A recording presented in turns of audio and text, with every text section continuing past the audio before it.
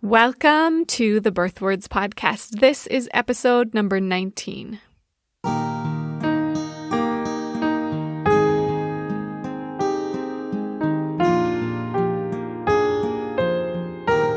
You're listening to the Birth Words Podcast. Utah-based birth doula and applied linguistics scholar Sarah Pixton digs into the language of pregnancy and birth to help expectant women claim their power as life-giving agents engaged in a praiseworthy work. This podcast aims to promote positive birth paradigms and is not intended as medical advice.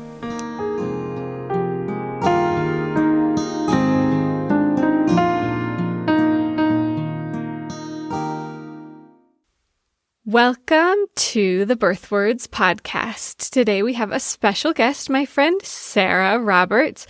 She is a lifestyle photographer and specializes in birth photography. She is here today to tell us about her stories of birth with her 3 children and the role that language played in those births. So welcome, Sarah. Thank you. It's great to have you here. I'm going to just jump in with some questions.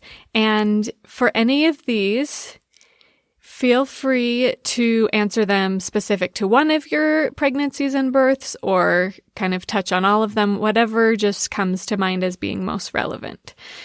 Because I know you have 3 different experiences to draw from.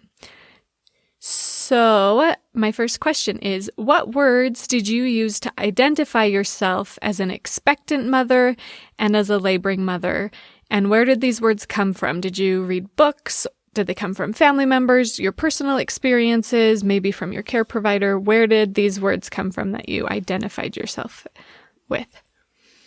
I think that's kind of hard. I didn't really, during the actual pregnancy, I don't think I really identified with any particular words. I think in my mind, I was like feeling, what do I, how do I want birth to go? Do I want to lean towards my friends who went unmedicated and all natural, or do I just want to lean towards, having a hospital birth and having the medications that I need and that will help?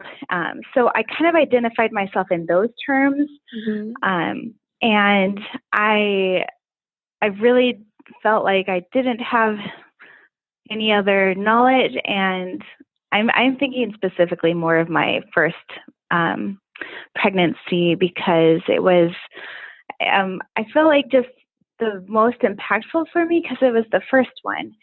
But I think maybe the biggest thing that I identified with was, which is kind of sad, it was dealing towards the weight gain I had. I gained about 40-ish pounds during that pregnancy, which was it's hard. It's hard to do that. And then I had one of my doctors mention to me that I shouldn't gain any more weight. And I was about 6 months in, or maybe halfway, I can't remember. And that was so hard for me to hear, because here I am feeling like I'm doing all I can I'm working, I am I'm creating a child within me. And then to mention that what I'm doing is essentially wrong because I'm eating too much, I'm being too lazy, I don't know. And I felt kind of stuck. I didn't know what to do about that. Like, how do I have these cravings, I'm hungry all the time, and you're telling me not to gain any more weight. And so that was kind of impactful for me. And in fact, when I went into labor, he was the doctor on call, and I was really disappointed, and I didn't want him to be there during something so pivotal.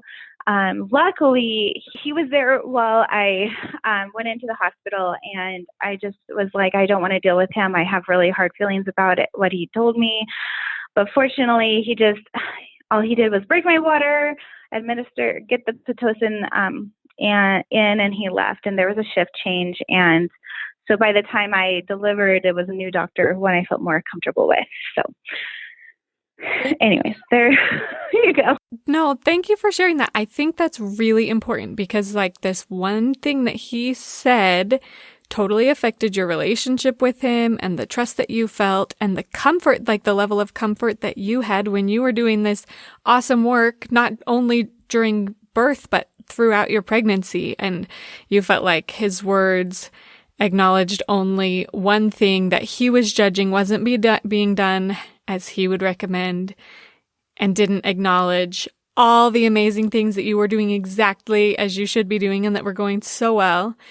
And it sounds like he didn't give any additional, like if he really was concerned that there shouldn't be more weight gain, then you'd hope that he would also give some tips or like guidance about how to healthily manage that and like still be able to get the nutrients that you and your baby need, and and it sounds like Yeah. Well, and even if he did, I probably wouldn't hear it, Right. because I was so focused on how he said it Right. and the way he said it. It was just so negative to me. Yeah. And if I had a better relationship beforehand, maybe it would have made a difference too. Or even mentioned more positive things. I don't Exactly. remember any of that. So it was just that negative thing that I focused on. That makes a lot of sense because when you are an expectant woman, like you are doing so much good and there are some really hard things that you're like sacrificing for. And it's really hard to not have people verbally acknowledge that and only verbally acknowledge like what you feel like they're saying you're doing wrong. I think that's huge. I'm sorry that that happened. I hope that, that you had more supportive care providers in the future. And sounds like even among the team of doctors you were working with there, that was just kind of one thing that you were glad to get away from. Okay. Let's talk about your birth experiences. Can you remember any words that you used or that others used to help you frame the experience? Some people have, preconceived ideas about how birth is going to feel, either physically or emotionally, or what it is, like what is the process of birth? Can you remember in your different birth experiences how you approach the idea of labor and birth? I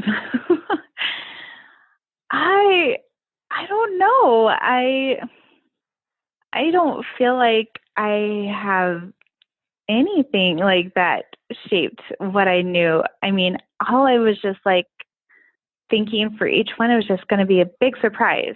Like I didn't know what to happen or what would happen. Even though, I mean, granted, yeah, your cervix is going to dilate and your water's going to break, but the sequence of things, how's that going to happen? The station of baby, I didn't know any of that, I really feel like I just did myself a huge disservice in not finding out or doing my having responsibility enough to look up that stuff on my own. Like, I read some of the materials from like the offices that I went to, and but other than that, it was more like the process of birth, and I don't know. I don't feel like I don't know. I was kind of detached from that, and so I guess I don't have any. I mean, I think it was more of like unknown and a little bit of fear because each one was just different, but it's kind of the same process. But with the last one, I was a little bit more experienced, obviously having two, and but at the same time, deciding to go unmedicated for the third one, just I think I went in very unprepared to know what because if I had gone in knowing, okay, here's where I am at now, I'm heading into transition, this is what I can expect. It's going to get hard, but then it's going to be close to being done, but I didn't have that. And so, and I don't remember my midwife saying anything to me. Like, I feel like it was such a quiet, thing, even in the visits beforehand, nothing like to help prepare me. And I don't know, maybe I just didn't ask questions. I didn't know what to ask still, even the third time around. It's so embarrassing to me to just, but I share this because I want others to not do this too.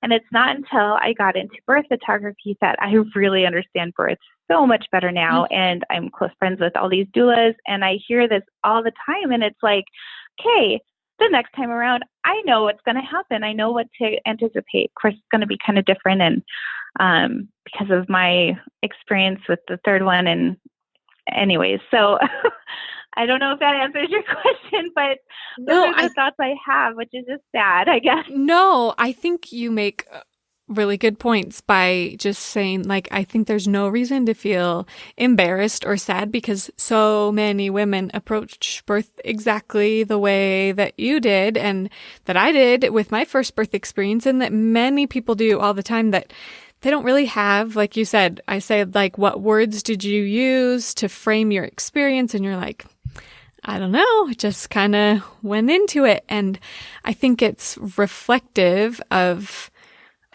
I think that we use language, we use words in part to reflect our knowledge and experiences. And you didn't really have knowledge or experiences, so it makes sense that you didn't have any words to like frame the experience for you. But I love that you're saying that you want that to be not the norm, right? You want that to be different for other women, because I think part of the thing is that, like, we don't, like, birth is a taboo subject in some circles. I've been a doula for a couple of years, and like just this last time I was with my parents was the first time that I felt like my dad was like actually asking questions about, he's not like getting into the nitty-gritty details of birth, but like actually asking like, so what do you do with your clients? And like before he was just kind of like, oh, you do that birth stuff. Like, that's weird. And like would just like, I just felt uncomfortable every time we had an exchange because it just felt like something he didn't feel comfortable talking about, which made me feel devalued. And I think that we just need to, in our society, show that we value birth more just by speaking about it more, because not having words to talk about something means that you're lacking a lot more than just words. Does that ring true with what you're saying? Yes.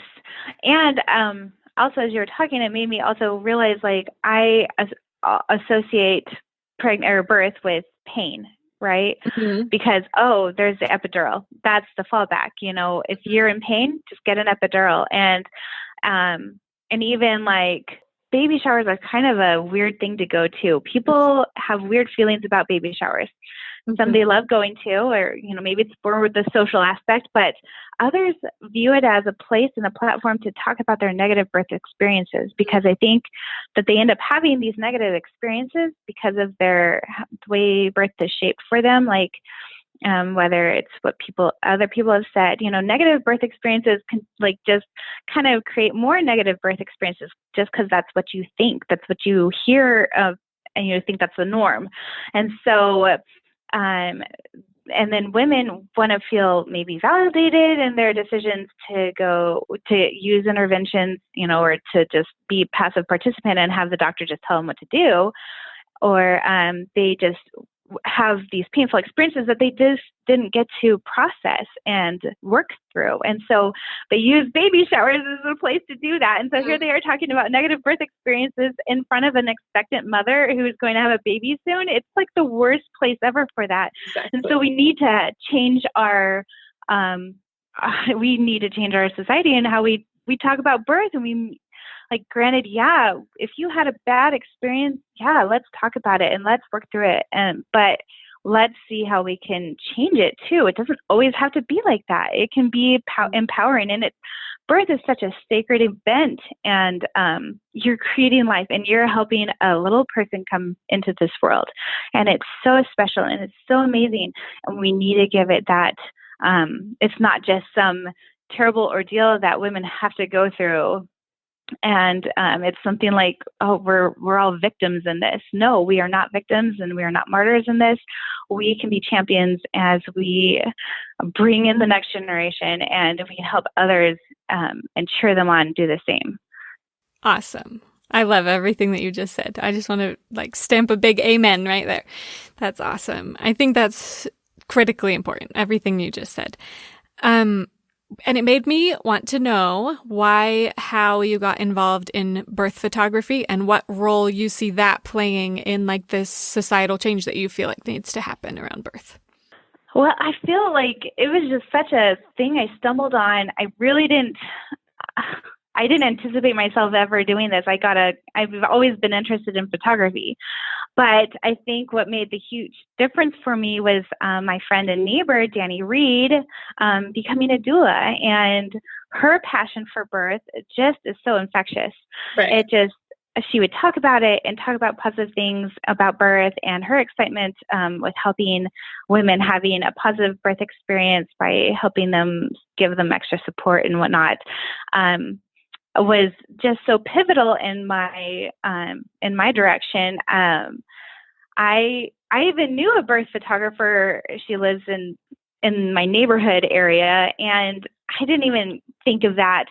But when I went to my sister's baby shower, she lived in Idaho at the time, and she was going to be scheduled for a C-section because her baby was breech. And I had brought my camera.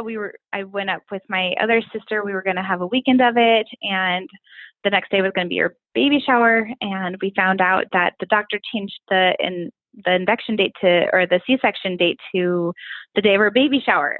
And so I don't know what, not possessed me, but I don't know what came into my mind. Like, I should take a picture of her birth. Like, I didn't even think of the other birth photographer I do. I didn't even think of it being like a career option for myself. I just thought that would be fun to document and see, and I want to see it. I was kind of fascinated by a C-section, and so the stars aligned. I was able to be in the OR room with everyone and take pictures, and it was such an emotional, amazing event watching my nephew be born. Mm-hmm. And sorry, I'm getting a little emotional because it was just so wonderful to see, so beautiful.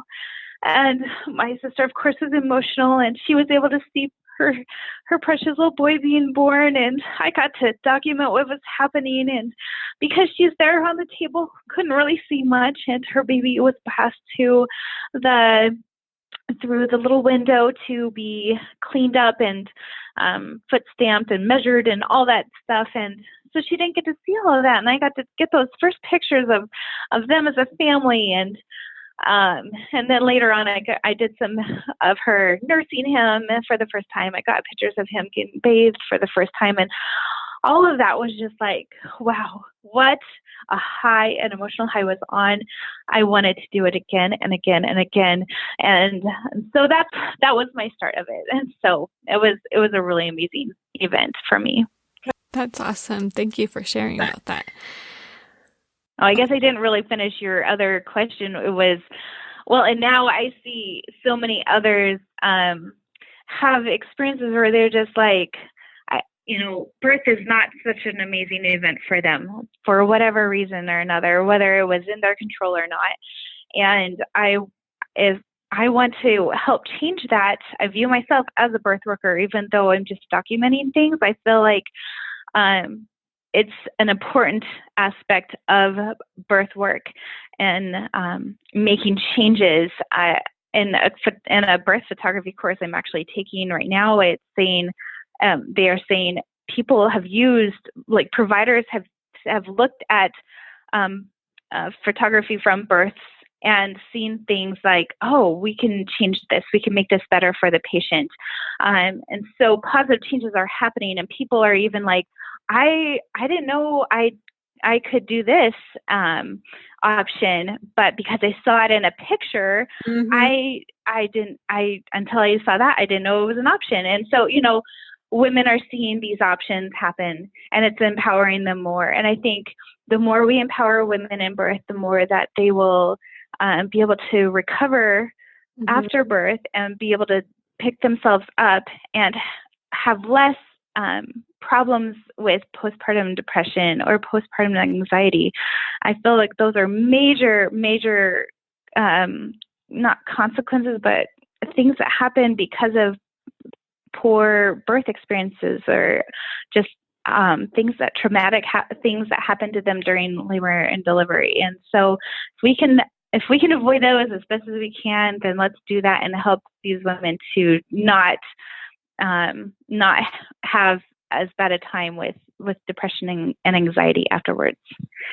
Yeah, I think that's huge. And I think you were talking earlier about how birth is a sacred event. And like, I think that as you are a photographer in that situation, you're showing your belief that it's just this beautiful, transformative, sacred event. And being a photographer there, like, legitimizes that sanctity, just like you would want a wedding photographer at a really important event. And you would want like your baby's christening or blessing or whatever. We photograph important moments in our lives. So I think that you're doing a huge service of removing the stigma or the taboo of birth by just saying, like, look at this beautiful, amazing, transformative experience.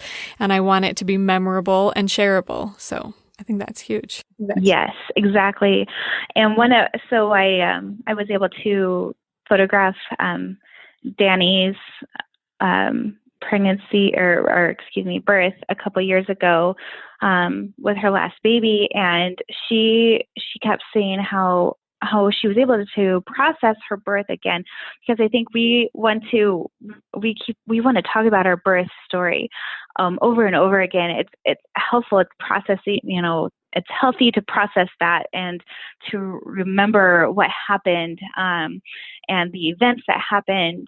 And when you have pictures to add to that, or video, which I'm working on too, but video even, and hearing the noises and seeing the baby come out, it's just so empowering. And you don't really remember those things when you're in the moment giving birth. And so it helps to have the words with it as well as the images together to help recreate that event and that story that forms you. That's part of your history. That's who you are.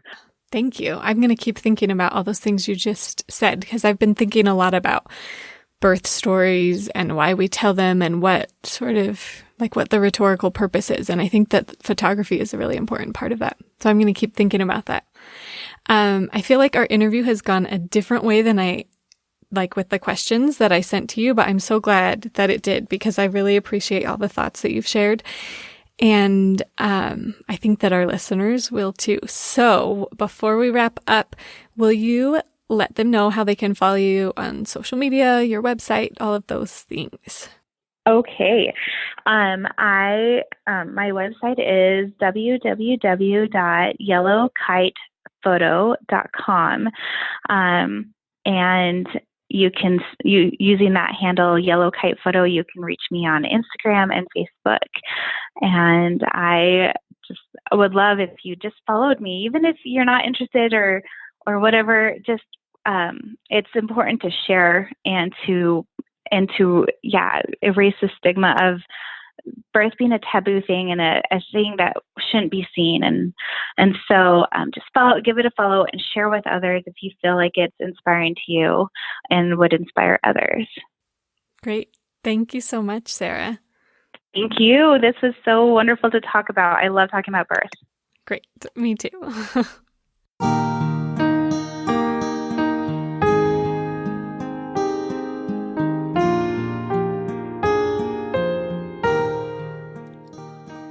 Did words play an important role in your birth experience?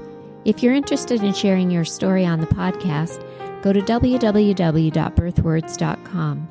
If you're liking what you hear on the podcast, please leave a review on your podcast app. For more resources about harnessing the power of words to benefit the birth experience, visit birthwords.com.